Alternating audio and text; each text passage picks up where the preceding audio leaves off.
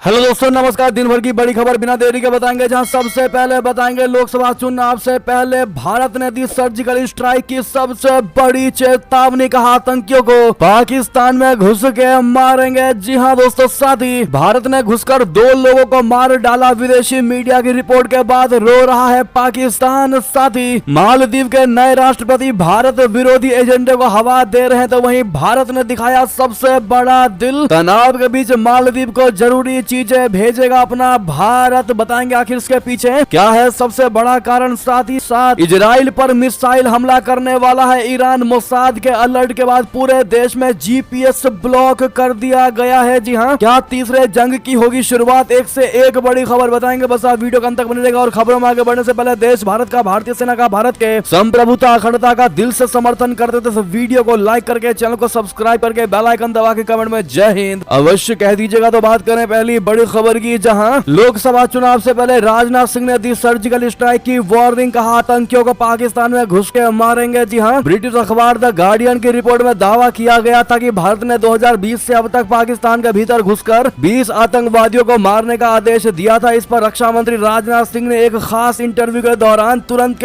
प्रतिक्रिया व्यक्त करते हुए कहा कि अगर कोई आतंकवादी पाकिस्तान से भारत को परेशान करने की कोशिश करेगा तो उसको हम मुंह तोड़ जवाब देंगे। अगर जरूरत पड़ी तो हम पाकिस्तान में घुसकर मारेंगे। रक्षा मंत्री राजनाथ सिंह ने निजी टीवी चैनल नेटवर्क 18 से बातचीत करने के दौरान कहा है कि अगर कोई भारत को आतंक से परेशान करने की कोशिश करेगा तो उसकी खैर नहीं है। उन्होंने ये भी कहा है कि ये सही है क्योंकि भारत के पास वो शक्ति है और अब पाकिस्तान को भी इसका पूरी तरह से एहसास है। जी हाँ, राजनाथ सिंह ने आगे कहा कि भारत हमेशा पड़ोसी देशों के साथ अच्छे और मधुर संबंध बनाने का हिमायती रहा है। वो पड़ोसी देशों के साथ अच्छे संबंध रखना चाहता है। भारत ने कभी भी किसी देश पर हमला नहीं किया और ना ही किसी अन्य देश की 1 इंच जमीन पर कब्जा किया है। लेकिन जो लोग भारत को बार बार आंख दिखाते हैं या फिर उसको निशाना बनाते हैं, देश में एंट्री करके आतंकवाद फैलाते हैं, उनको किसी सूरत में बख्शा नहीं जाएगा। जी हाँ, आपको बता दें, ब्रिटेन का अखबार द गार्डियन ने एक रिपोर्ट छापी है जिसमें पाकिस्तान में 20 आतंकियों की हत्या का आरोप भारत पर लगाया है। सबसे पहले इस रिपोर्ट की 5 बड़ी बातें बताते हैं, साथ ही इसके पीछे की साजिश का भी पर्दाफाश करेंगे। रिपोर्ट में कहा गया है कि आतंकियों को खत्म करने की रणनीति के तहत हत्याएं की गई। 2019 पुलवामा आतंकी हमले के बाद हमले की शुरुआत हुई है। 2020 से अब तक 20 आतंकवादियों की हत्या करवाई गई। टारगेटेड किलिंग में भारतीय जासूसों का हाथ बताया गया है, रॉ एजेंसी का हाथ बताया है। पाकिस्तानियों अफगानियों को पैसे देकर हत्या करवाई गई। भारत का विदेश मंत्रालय इन दावों को पूरे तरीके से खारिज कर चुका है। यहाँ तक कि विदेश मंत्री जयशंकर जी पहले ही कह चुके हैं कि टारगेटेड किलिंग करना भारत की पॉलिसी है ही नहीं। इस बीच प्रधानमंत्री मोदी जी ने भी पाकिस्तान के आतंकवाद पर सीधा कल हमला बोला। उन्होंने कहा कि नया भारत घर में घुसकर मारता है। एक तरफ सीमा पार डर फैला हुआ है तो दूसरी तरफ प्रधानमंत्री ने कहा कि भारत आतंक को घर में घुसकर मारेगा और उन्हें कौन रोक सकता है। जी हाँ दोस्तों, आपको बता दें, टारगेटेड किलिंग यानी किसी खास व्यक्ति की हत्या करने का तरीका है, मतलब चुनकर मारना। आतंक के खिलाफ अमेरिका, इजराइल ऐसा कर चुके हैं। अक्सर जासूसी एजेंसियों ऐसे ऑपरेशन को अंजाम देती है। इस समय पाकिस्तान में बैठा हर एक आतंकी डरा हुआ, सहमा हुआ बैठा है। सबको यही लग रहा है कि कभी ना कहीं से कोई हमलावर आएगा और उसे गोली मारकर चला जाएगा। पाकिस्तान में इस खौफ को वहाँ के टीवी चैनलों पर लाइव दिखाया जा रहा है। दोस्तों, आपको बता दें, द गार्डियन की इस रिपोर्ट को सुनते ही पूरे पाकिस्तान में सदमा लगा है। दोस्तों, रोना धोना इस्लामाबाद में शुरू हो गया है। सीमा पार बैठे नेता, एक्सपर्ट और जनता भी सवाल पूछ रही है कि आतंकियों पर स्ट्राइक कैसे हो गई, कैसे पाकिस्तान को पता नहीं चला। यहाँ तक कि पाकिस्तानी एक्सपर्ट कमर चीमा ने कहा, ये जो 20 लोग मारे गए हैं 2020 से कोई है जो माई का लाल पूछ सके। भारतीयों को परवाह नहीं है। पाकिस्तान इंडिया को कुछ कह भी नहीं सकता। वो आपसे बात ही नहीं करना चाहते। देखते हैं अब क्या होता है। जी हाँ दोस्तों, आपको बता दें, आप सभी बहुत अच्छे से जानते हैं कि पाकिस्तान में आतंकवादियों की पूजा होती है, आतंकवादियों की मेहमानबाजी होती है। आतंकवादियों को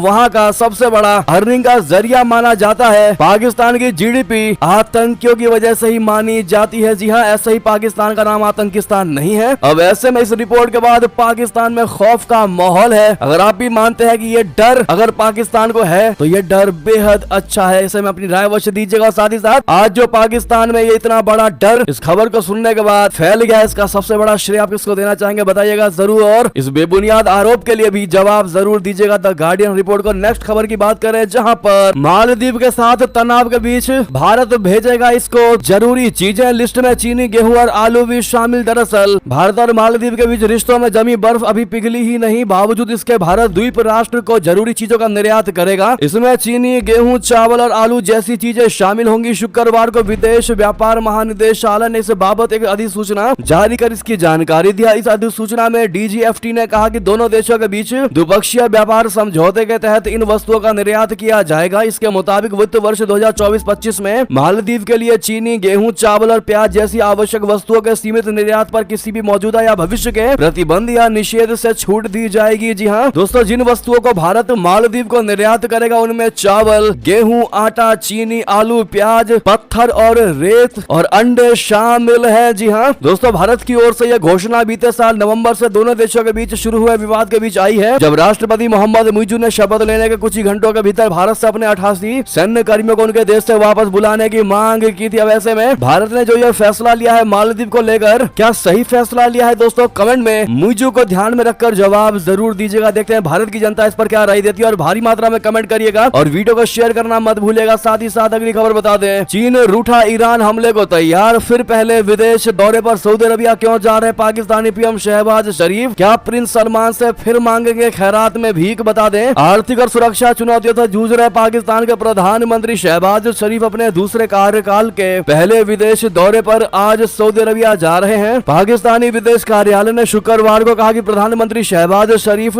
चुनाव के बाद पहली बार विदेश यात्रा पर 6 से 8 अप्रैल तक सऊदी अरब की यात्रा करेंगे। इस दौरान वो क्राउन प्रिंस मोहम्मद बिन सलमान से मुलाकात करेंगे। शहबाज शरीफ की सऊदी यात्रा ऐसे वक्त में हो रही है जब एक तरफ बलूचिस्तान सीमा पर ईरान के साथ तनातनी चल रही है, तो वहीं दूसरी तरफ पाकिस्तान में चीनी नागरिकों पर हमले तेज हुए हैं। सऊदी अरबिया और ईरान के बीच कटुता का पुराना इतिहास रहा है, जबकि पाकिस्तान और सऊदी अरबिया दोनों सुन्नी देश के बीच मजबूत संबंध रहे हैं। ऐसे में अगर पाकिस्तान सऊदी अरबिया को साध कर रखना चाहता है, माना जाता है कि शहबाज शरीफ सऊदी अरब के प्रिंस मोहम्मद बिन सलमान अल सऊद से पाकिस्तान को और अधिक कर्ज की मांग करेंगे। जी हाँ, नेक्स्ट खबर बता दें, इजराइल पर मिसाइल हमला करने वाला है ईरान। किसी भी पल, किसी भी क्षण वो इजराइल पर बड़ा मिसाइल हमला कर सकता है। मोसाद के अलर्ट के बाद पूरे देश में GPS ब्लॉक कर दिया गया है। जी हाँ दोस्तों, मोसाद ने चेतावनी दी है कि ईरान जल्द से जल्द इजराइल पर लंबी दूरी की मिसाइलों और ड्रोन से हमला कर सकता है। इसके बाद इजराइल में कई महत्वपूर्ण स्थानों पर ग्लोबल पोजीशनिंग सिस्टम यानी GPS को बंद कर दिया गया है। ईरानी अधिकारियों ने चेतावनी दी है कि दमिश्क में ईरानी वाणिज्य दूतावास पर इजराइल के मिसाइल हमले के जवाब में तेहरान को कार्रवाई करने का अधिकार है। इस हमले में ईरानी revolutionary guard Quds force commander general Mohammad Reza Zahedi समेत 16 लोग मारे गए थे। जाहेदी सीरियाई सेना को आतंकवाद विरोधी अभियानों में मदद कर रहे थे। एक्सियोस की रिपोर्ट के अनुसार इजरायली अधिकारियों का दावा है कि उनके पास खुफिया जानकारी है जो संकेत देती है कि ईरान लंबी दूरी की बैलिस्टिक मिसाइलों, क्रूज मिसाइलों या ड्रोन का उपयोग करके अपने क्षेत्र से देश पर हमला कर सकता है। जी हाँ, इतना ही नहीं, आपको बता दें यहाँ तक कि इजराइल ने सभी सैनिकों की छुट्टियां भी रद्द कर दी हैं। माना जा रहा है कि तीसरी जंग की ये शुरुआत हो सकती है। जी हाँ, द न्यूयॉर्क टाइम्स की रिपोर्ट के मुताबिक इजरायली सेना ने इस बात की पुष्टि की है कि इजराइल ने सभी सैनिकों की छुट्टियां रद्द कर दी हैं और रिजर्व सैनिकों को भी वापस बुला लिया गया है। साथ ही अगली खबर बता दें, अमेरिका में हिंदू मंदिर पर भारतवंशी ने क्यों किया केस, मांगा $10 लाख का मुआवजा। जी हाँ, अमेरिका में भारतीय मूल के एक शख्स ने हिंदू मंदिर और उसके संगठन के खिलाफ मुकदमा दायर किया है। उन्होंने आरोप लगाया है कि उनके 11 साल के बेटे का ब्रांडिंग के लिए इस्तेमाल किया गया है। उन्होंने ये भी दावा किया है कि मंदिर में उनके बेटे को भगवान विष्णु की तरह दिखाया और उसके कंधे पर 2 जगहों पर गर्म रॉड से भी दागा गया। उन्होंने इसके लिए $10 लाख यानी लगभग 8 करोड़ 30 लाख रुपए के मुआवजे की मांग की है। ये घटना टेक्सास के शुगर लैंड में स्थित श्री अष्ट लक्ष्मी मंदिर की। अगली खबर बता दें, पाकिस्तानियों ने नेपाल को बनाया अपराध और ठगी का नया अड्डा। श्रीलंकाई लोगों को बंधक बनाने पर 4 गिरफ्तार। जी हाँ, पाकिस्तानियों ने नेपाल को ठगी और अपराध का नया अड्डा बना लिया है। नेपाल में होने वाले विभिन्न अपराधों में पाकिस्तानी लोगों को लगातार गिरफ्तार किया जा रहा है। नेपाल को अपराध का नया ठिकाना बना चुके पाकिस्तानियों ने काठमांडू के रास्ते भारत में घुसपैठ करने से भी बाज नहीं आ रहे हैं। अभी एक दिन पहले ही यूपी ATS ने ऐसे कई पाकिस्तानियों को गिरफ्तार किया है जो नेपाल के रास्ते कश्मीर जाकर आतंक फैलाना चाहते थे। पाकिस्तानी अपराधी नेपाल में विभिन्न तरह के अपराधों को अंजाम दे रहे हैं। ऐसे ही 4 पाकिस्तानी अपराधियों को नेपाल पुलिस ने गिरफ्तार किया है। जी हाँ, तो वहीं अगली खबर बता दें, लोकसभा चुनावों को प्रभावित करने के लिए चीन का नया पैतरा हो सकता है। AI का इस्तेमाल, माइक्रोसॉफ्ट ने किया बड़ा अलर्ट। जी हाँ, लोकसभा चुनावों को लेकर माइक्रोसॉफ्ट ने अपनी रिपोर्ट में एक बहुत बड़ी चेतावनी दी है। कंपनी ने अपनी एक रिपोर्ट में कहा है कि चीन भारत में लोकसभा चुनावों को प्रभावित करने के लिए आर्टिफिशियल इंटेलिजेंस यानी AI कंटेंट का इस्तेमाल कर सकता है। यही नहीं, माइक्रोसॉफ्ट ने संयुक्त राज्य अमेरिका और दक्षिणी कोरिया में भी होने वाले चीन के AI कंटेंट से प्रभावित हो सकते हैं। जी हाँ, भारत में होने वाले लोकसभा चुनाव सबसे पहले माइक्रोसॉफ्ट कंपनी ने ये अलर्ट जारी किया है। साथ ही साथ बता दें, न्यूयॉर्क में चल रही थी यूएनएससी की बड़ी बैठक, तभी कांपने लगी धरती। भारतीय दूतावास ने कहा लोगों के संपर्क में बने हुए हैं। जी हां, अमेरिका के न्यूयॉर्क शहर में 4.8 तीव्रता का भूकंप आया। इस दौरान बड़ी संख्या में लोग अपने कार्यालय से बाहर आ गए। इस बीच संयुक्त राष्ट्र सुरक्षा परिषद की बैठक भी भूकंप के चलते थोड़ी देर के लिए बाधित रही। उस वक्त बैठक में मध्य पूर्व की स्थिति पर चर्चा हो रही थी। हल्के भूकंप के झटके महसूस होने के चलते सभागार में मौजूद राजनयिकों की बैठक को बाधित करना पड़ा था। बहरहाल न्यूयॉर्क पुलिस विभाग ने बताया कि अभी तक कोई क्षति या किसी भी के भी घायल होने की कोई सूचना नहीं है। नेक्स्ट खबर बता दें, पीओके में याक पर बैठकर ब्रिटिश अधिकारी ने खिंचवाई फोटो, सोशल मीडिया पर हो गए ट्रोल। जी हाँ, पाकिस्तान में ब्रिटेन के डिफेंस एडवाइजर ब्रिगेडियर पॉल हेहर्स्ट को सोशल मीडिया पर तस्वीरें शेयर करने के बाद आलोचनाओं का सामना करना पड़ा। सोशल मीडिया प्लेटफॉर्म एक्स पर गुरुवार को शेयर की गई तस्वीरों में वो पाकिस्तान के कब्जे वाले कश्मीर में पाकिस्तानी सेना के जवानों और याक के साथ दिखाई दिए। पोस्ट में हेहर्स्ट को अपनी टीम और पाकिस्तानी सेना के जवानों के साथ याक पर बैठे हुए देखे गए। उन्होंने सोशल मीडिया पर पोस्ट करते हुए लिखा कि हमारी मेजबानी करने और हमें याक से मिलवाने के लिए शुक्रिया। जिसके बाद भारतीयों ने उनको करारा जवाब दिया। लोगों ने उन्हें पीओके में पाकिस्तानी सेना के साथ तस्वीरें खिंचवाने के लिए जमकर ट्रोल किया। कुछ यूजर्स ने पाकिस्तानी अधिकारियों पर भी निशाना साधा। हालांकि उनकी ये पोस्ट अब नहीं देखी जा सकती क्योंकि एक्स ने उनका अकाउंट ही सस्पेंड कर दिया है। जी हाँ, तो वहीं आपको बड़ी खबर बता दें, उरी में सेना ने नाकाम की एलओसी पर घुसपैठ की बहुत बड़ी कोशिश, 2 आतंकवादियों को कर दिया ढेर। जी हाँ, भारतीय सेना और जम्मू कश्मीर पुलिस ने घुसपैठ की एक बड़ी कोशिश को नाकाम कर दिया। आतंकवाद के खिलाफ चलाए गए इस अभियान में सुरक्षा बलों ने 2 आतंकवादियों को मार गिराया। उत्तरी कश्मीर में उरी के हथलांगा इलाके में बनी रुस्तम पोस्ट पर नियंत्रण रेखा के नजदीक घुसपैठ की कोशिश को नाकाम करने के बाद इन आतंकवादियों को ढेर कर दिया गया। तो वहीं जम्मू कश्मीर पुलिस के मुताबिक आतंकवादियों के एक समूह ने सीमा पार से घुसपैठ की कोशिश की थी, जिसे भारतीय सुरक्षा और सैन्य बलों ने अपनी सतर्कता से नाकाम कर दिया था। जी हाँ, उरी के सदूरा नाला इलाके में सेना को आतंकवादियों के घुसपैठ की जानकारी मिली थी। सेना के जवान वहां पहुंचे, जिसके बाद आतंकियों ने गोलीबारी शुरू कर दी। जवाब में सेना ने भी फायरिंग शुरू की। घंटों चले एनकाउंटर में जवानों ने 2 आतंकवादियों को मार गिराया। ऐसे में थैंक यू इंडियन आर्मी अवश्य कहिएगा कमेंट में। नेक्स्ट खबर बता दें, यूक्रेन ने घायल शेर की तरह कर दिया रशिया पर बड़ा पलटवार। 50 से ज्यादा ड्रोन हमले से मॉस्को में मचाया हाहाकार। जी हां, रशिया यूक्रेन युद्ध को 2 वर्ष से अधिक का समय बीत चुका है। मार्च में रशिया में राष्ट्रपति चुनाव होने के बाद रूसी सेना यूक्रेन पर अब तक बहुत अधिक हमलावर रहे हैं। गत 1 महीने में रशिया ने यूक्रेन में कई बड़े और हाहाकारी हमले किए, लेकिन अब यूक्रेन ने भी घायल शेर की तरह रशिया पर भीषण पलटवार कर दिया है। यूक्रेनी सेना ने रूस पर एक साथ करीब 50 ड्रोन से हमला किया। इससे पूरे मॉस्को में खलबली मच गई। इससे पहले पुतिन की सेना ने यूक्रेन पर एक के बाद एक कई बड़े हवाई हमले किए थे, जिसमें दर्जनों लोग मारे गए और यूक्रेन के ऊर्जा संयंत्र समेत सैकड़ों इमारतें तबाह हो गई। जी हाँ, साथ ही साथ नेक्स्ट खबर बता दें, जहां जब राम धुन में लीन हुए फारूक अब्दुल्ला गाए श्री राम के भजन, लगाए जय जयकारे। जी हाँ, जम्मू कश्मीर के पूर्व मुख्यमंत्री फारूक अब्दुल्ला का वीडियो सोशल मीडिया पर खूब तेजी से वायरल हो रहा है। इस वीडियो में फारूक अब्दुल्ला भगवान श्री राम जी का भजन गाते हुए दिखाई दे रहे हैं। इतना ही नहीं, भजन गाने के बाद वो माता जी के जयकारे लगाते भी नजर आए। वहीं ये वीडियो सामने आने के बाद लोगों की तरह तरह की प्रतिक्रियाएं देखने को मिल रही है। ये वीडियो सोशल मीडिया के साथ साथ राजनीतिक गलियारों में भी चर्चा का विषय बना हुआ है। बता दें, इससे पहले भी फारूक अब्दुल्ला के कई बार राम जी के भजन को लेकर वीडियोस आए हैं, आपने देखा ही होगा। लेकिन अब ये लेटेस्ट खबर आपको हम बता रहे हैं, जहां फारूक अब्दुल्ला ने राम जी का गाना ढूंढो मोरे राम गाया है। बता दें कि फारूक अब्दुल्ला वीडियो में प्रसिद्ध राम भजन ढूंढो मेरे राम गाते हुए दिखाई दे रहे हैं। भजन खत्म होने के बाद आसपास मौजूद लोग जयकारे लगाते हैं, जिनके साथ फारूक अब्दुल्ला भी जयकारा लगाते दिखाई दे रहे हैं। जी हाँ, ऐसे में फारूक अब्दुल्ला के इस रूप को देखकर आपकी क्या राय होगी दोस्तों, कमेंट में लिखकर अवश्य बताएगा। क्या वाकई में राम जी में लीन है फारूक अब्दुल्ला या फिर ये कोई चुनावी हथकंडा है? जो भी आपको लगता है बताइएगा जरूर। साथ ही नेक्स्ट खबर बता दें, रावलपिंडी से आए थे लेकिन भेजे किसने? पाकिस्तान में 17 जजों को मिले जहरीले पत्रों की गुत्थी अभी भी उलझी हुई है। जी हाँ, पाकिस्तान में सुप्रीम कोर्ट और हाई कोर्ट के 17 जजों को सफेद पाउडर के साथ मिले धमकी भरे पत्रों ने हलचल पैदा कर दी है। प्रधानमंत्री शहबाज शरीफ ने इस मामले में बयान देते हुए मामले की तह तक जाने की बात कही है। तो वहीं देश की जांच एजेंसियां ने भी कार्रवाई करते हुए इन पत्रों को भेजने वालों को बेनकाब करने की कोशिशें शुरू कर दी हैं। जांचकर्ताओं ने पाया है कि रावलपिंडी के जनरल पोस्ट ऑफिस से इन चिट्ठियों को इस्लामाबाद भेजा गया था, लेकिन परिसर में सीसीटीवी कैमरा न होने की वजह से इन्हें पोस्ट करने वालों की पहचान नहीं हो पाई है। ऐसे में इस मामले की गुत्थी उलझती ही जा रही है। जी हाँ दोस्तों, आप अंदाजा लगा सकते हैं कि पोस्ट ऑफिस तक में कोई सीसीटीवी कैमरा नहीं है।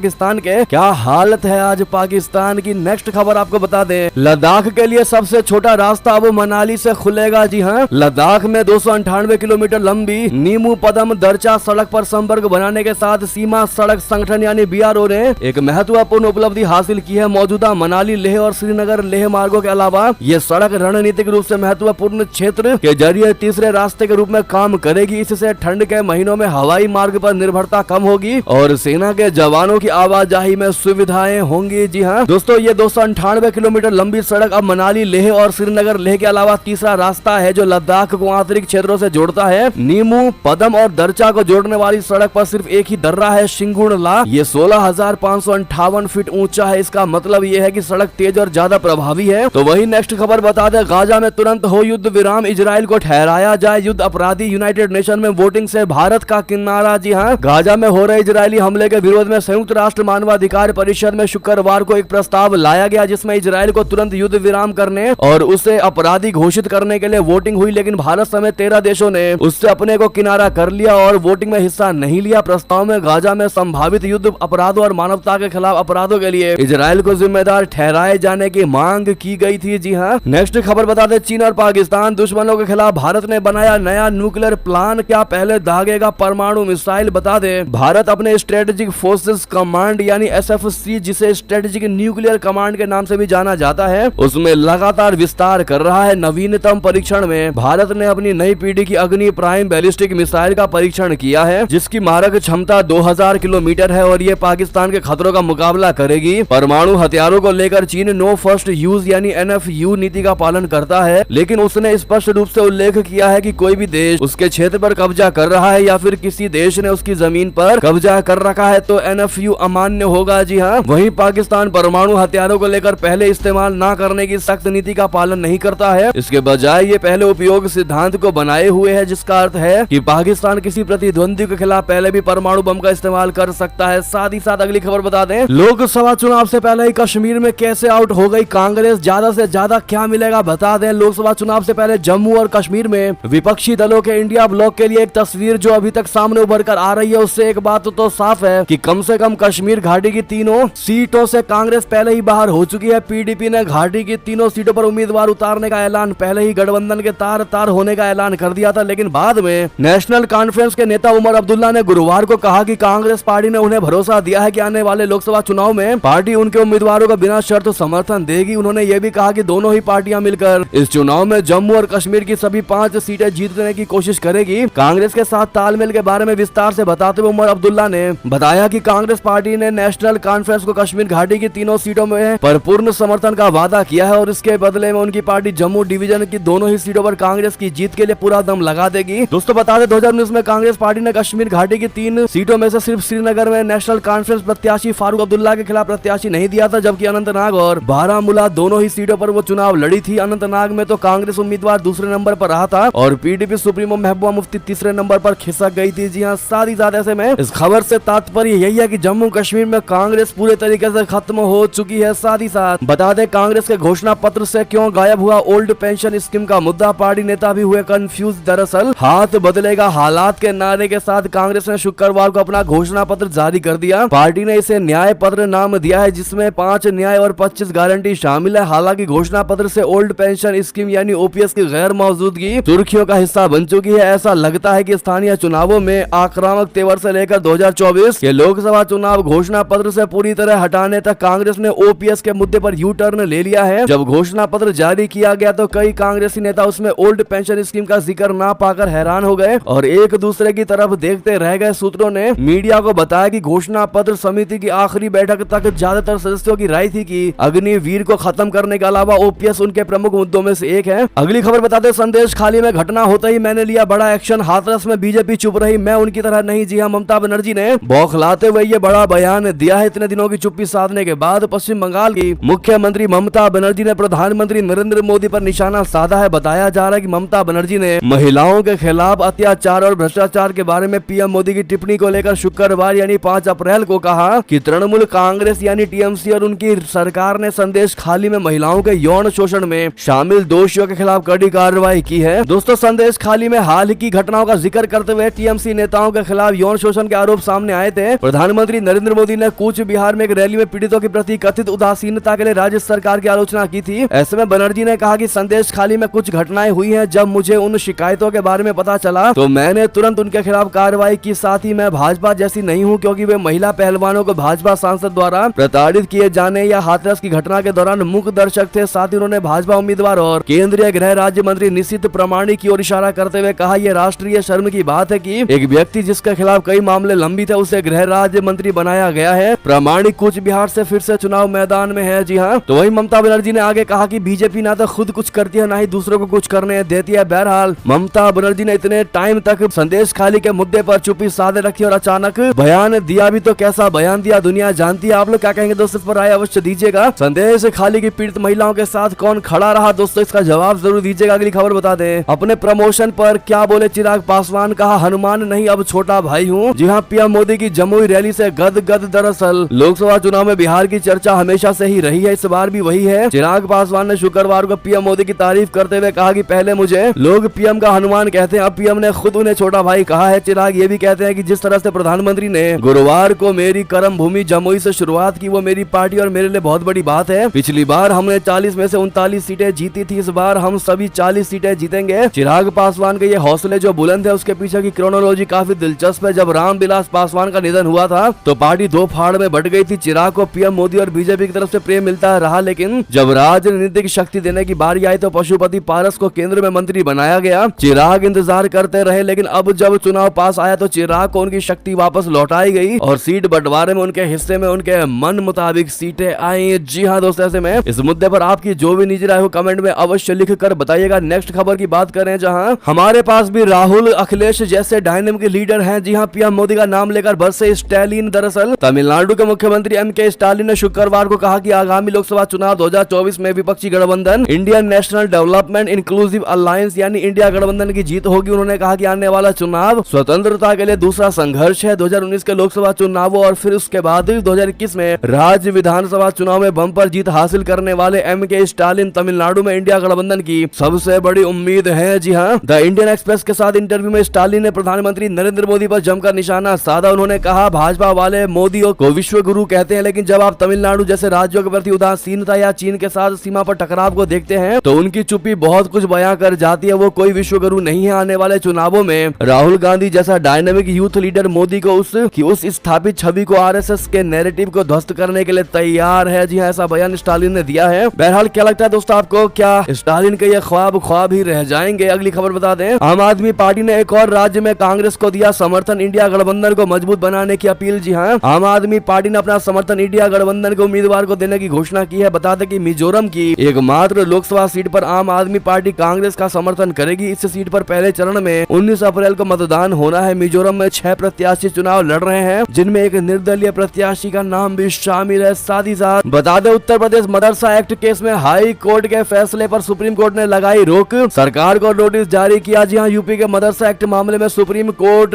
में कल अहम सुनवाई हुई। यूपी के मदरसा एक्ट को असंवैधानिक घोषित करने के इलाहाबाद हाईकोर्ट के फैसले पर सुप्रीम कोर्ट ने रोक लगा दी है। सुप्रीम कोर्ट ने कहा कि हाई कोर्ट ने मदरसा एक्ट के प्रावधानों को समझने में भूल की है। हाई कोर्ट का यह मानना है कि ये एक्ट धर्मनिरपेक्षता के सिद्धांत के खिलाफ है, गलत है। सुप्रीम कोर्ट ने हाई कोर्ट के आदेश को चुनौती देने वाली याचिकाओं पर केंद्र, यूपी सरकार और यूपी मदरसा एजुकेशन बोर्ड को नोटिस जारी किया है। तो वहीं बता दें, हम राम को लाते ही नहीं है बल्कि राम नाम सत्य भी करवा देते हैं, सीएम योगी का सबसे बड़ा बयान। उत्तर प्रदेश के मुख्यमंत्री योगी आदित्यनाथ जी लोकसभा चुनाव 2024 के लिए ताबड़तोड़ रैलियां कर रहे हैं। इस दौरान वो भाजपा उम्मीदवारों को जिताने के लिए जनता से अपील भी करते नजर आए। अलीगढ़ में सीएम योगी आदित्यनाथ ने कहा कि किसी ने सोचा होगा कि बेटी और व्यापारी रात में भी सुरक्षित निकल सकते हैं। हम सिर्फ राम को लाते ही नहीं बल्कि बेटी और व्यापारी की सुरक्षा के लिए जो खतरा बनता है उसका राम नाम सत्य भी करवा देते हैं। क्या योगी जी के इस बात का समर्थन करेंगे? आप लोग बताइएगा जरूर। ये थी अभी की सारी बड़ी खबरें। आपको हमारी खबर कैसी लगी? आशा करता हूँ बहुत अच्छी लगी होगी। थोड़ी अच्छी लगी तो वीडियो को लाइक करके चैनल को सब्सक्राइब करके बेल आइकन दबा के कमेंट में जय हिंद अवश्य कहिएगा। इस वीडियो को दोस्तों, भाइयों में, साथियों में, रिश्तेदारों में शेयर अवश्य कर दीजिएगा। तो वहीं यहाँ तक बनने के लिए आप सभी का बहुत बहुत धन्यवाद। मिलता है अगली बड़ी खबर में। बहुत बहुत धन्यवाद। जय हिंद, जय भारत।